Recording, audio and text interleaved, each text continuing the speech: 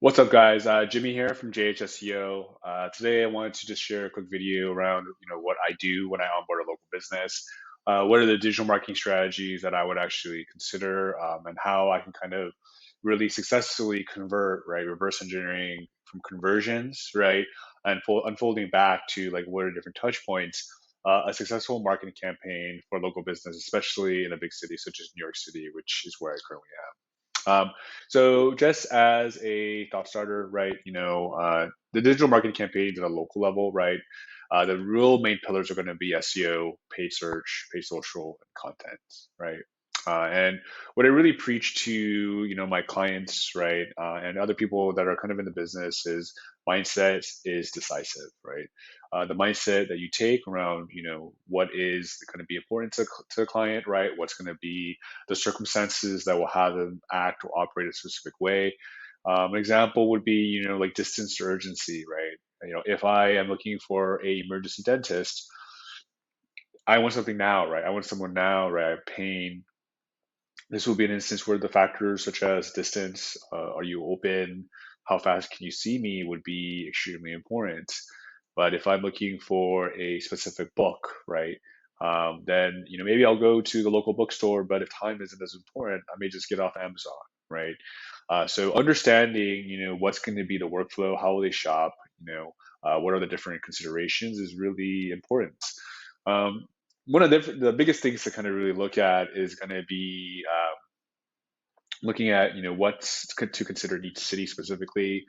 And so if we look at New York City, right, New York City can be really easy to navigate, right? We have great systems for trains, and we have the city bikes, right? We have the buses, but we don't have cars, right? So if the business is located far from a train stop or a bus stop, right, is that going to be a big hindrance? Is it a business that is close enough and you have a lot of different, clients in the area that they can walk to you? So if you're not so far from a train stop, that it doesn't matter. Or is it a big pain point that, you're far from a train stop or a bike stop, right? Um, and another point here is like seasonality, right? So, if you're not close to a train stop or close to a bike stop, right? But during the wintertime, right, does that suddenly become a pain point? Another thing to look at is, not everyone lives in Manhattan, right? Manhattan is super expensive. So if they live in Long Island, right, or if they live in Brooklyn in a specific area, um, is it a type of service, right, that, they would come into the city for? Or is it such a unique service that's so important to them that they would be willing to come to them? An example is, one of my clients does a specific type of physical therapy called pelvic floor therapy, and there are a list of different issues, right, that people experience, such as like urinary incontinence, right, that are related to the pelvic floor. And in the world of physical therapy, there are not as many people that specialize in pelvic floor therapy, and so that would be an instance where people would probably come from a Brooklyn, Long Island, Connecticut. Now, general physical therapy, though, right? Is there a compulsive reason for them to come to you from a long distance? Maybe, right? If you have a big brand that people are aware of, that they trust, or you've been marketed so people know your company, right? Then, that is something to play to. And in that instance, right, maybe just running paid search ads on your name and paid social ads, right, would be the most effective. But these are the things to really kind of consider and kind of accumulate in terms of understanding the mindset of your customer, understanding, who, what, and when the business could occur, right? What's important to the business, but also what's the density of the competitors, and how important is locality, how close you are. So in doing some of these exercises, right, if I have a new client that's coming on, I do like to kind of look at the different services that they have, right? And I'll try to think through, okay, this is the main thing that they do, right? And then this is going to be the service or the service areas that are going to be considered, right? So if I go ahead and search, right, some of the tools that I really like to use are going to be Ahrefs, SEMrush, Google Keyword Planner. Google Keyword Planner is free. You just have to make an account, right? Just put in some information. But basically, right, one of the things that I really kind of will focus on is going to be putting in the keyword, right, and starting to understand, okay, um, what is the search volume actually looking like, right? And so once you can kind of do that, right, then you can start to understand, okay, there are a lot of people that are searching, right, in specific areas, but let's say that you are a emergency dentist in Chelsea versus just an emergency dentist in New York City. What's the search volume like? What happens actually in the search engine result pages, right? The SERP, and then you can kind of formulate, okay, based on the density and number of competitors in the area, maybe this is a hot spot and that should be there, or maybe there's not that many competitors and I offer a very unique service like emergency dental work, right? Which could mean you're open later, right?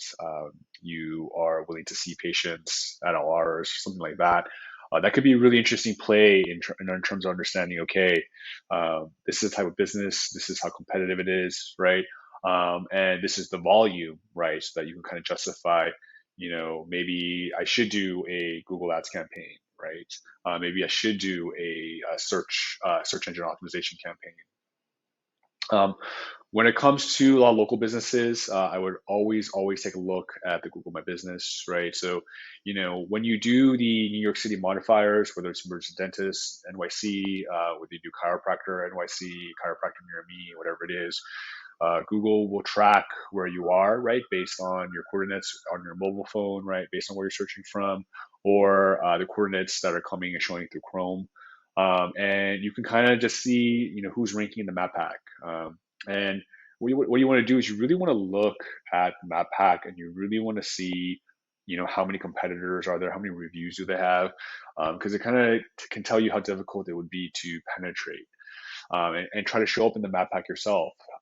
There are instances where you may get a brand panel that shows. So if you search emergency dentist NYC, you may just see a brand panel of one company that's really marketing for it. And that could give you an idea of, hey, that could be interesting for me to try to get into. And if the Google search keyword planner kind of tells you there's a good volume there, maybe that's a really good kind of way to penetrate into the market and take some of the market share. But the map pack is going to be very important for a lot of local businesses, just because it's going to show, Google will show businesses that are closer to people. And so this is the question of volume and this is the question of density, right? If there's high volume and high density, you want to get in that map pack, right?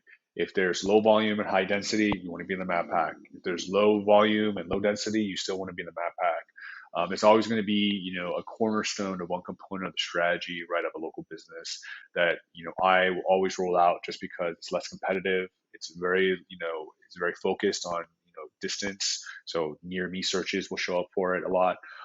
And a lot of people that don't search by brand will consider strongly, distance, right? It's going to be a very, very important factor to them. And this will be also the question of, where are you located? How far are you from a train stop? Is there a city bike stop near you, etc. Um, Paid search ads are also a big thing that I consider for local businesses. So there's a few different ways that you play it, right? You want to see who's showing now, what kind of value propositions are they using in their ads, right? What time of day are they using their ads? Do they run Google My Business ads? And this is where you want to kind of take a look at, Google Keyword Planner and see like what's the volume, what's the cost per click, and start to understand for yourself. Is Google Ads a good strategy, right? Is it a worthwhile strategy? One thing that I like to use Google Ads for as well is you kind of set geographic regions, right? And so, going back to the one account that does pelvic floor therapy, I would definitely, test running Google Ads in Brooklyn, Long Island, right? And just see like if I run ads, right, and they come to my page and they notice that I'm in Manhattan, are they still willing to come, right? Am I still getting those conversions of people calling or submitting a contact form? Google Ads would also, really let you test different regions, right? Lets you test different hours of the day. And Google also is utilizing something called a Performance Max campaign, which shows ads across all Google products, right? So it lets you start to do some retargeting, which was something that was very difficult to do in an intelligent way with Google for a very long time. But now they're showing ads right across YouTube. They're showing ads across G Suite. They're showing display ads, right? So they're really kind of making it a point to be able to kind of track users in their kind of consumer journey, and try to eat up a little bit of the market share that Facebook, Instagram, and TikTok have really enjoyed for such a long time. So pay social is going to be a strategy that is really going to kind of depend on the business. So if it's a business that over indexes on brand, I would really consider a big component of, okay, marketing should kind of speak to people that have shown interest in the company, right? Company brand, that have been to the website before, if there's good volume to it, or if there's competitors that are pretty well known and I can kind of eat away at that. I would really kind of consider, utilizing paid social. Facebook and Instagram, have really kind of fallen off in terms of their effectiveness, especially ever since the iOS update. But TikTok has also proven to be an extremely interesting new platform. A lot of people are really learning how to use it now. It's really onboarding that next generation of younger users. And so, depending on your market, right, and depending on your type of content you have, right, and service you provide, TikTok is extremely interesting. The last thing that I look at is going to be content. Content is going to really depend on, okay, what type of business is this and how can I use content as a lead generation magnet? So the big one for content is going to be, I like to do things like checklists, right? Like what to do if XYZ situation. So content is really great for something like lawyers, right? Or something like, if you got into accident, right, and what you should do, right? So to try to get you connected to an insurance broker or something like that. This is content that is very local, right? So something that's very, relevant to for a specific, municipality or specific state, and it's something that's going to provide them useful information, and ultimately will kind of get them to trust you when they work with you. So in short, right, really, this is kind of the game plan that I look at, the mindset that I take when I work with local clients. Especially, this is exactly what I would do for any of the New York City clients that I onboard. And this is just kind of how I set a foundation of, okay, this is what I can do to make sure that my campaign succeeds. So I'll go much deeper into some of these specific things later. I'll kind of go into a work list as well. But until now, see you guys in the next one.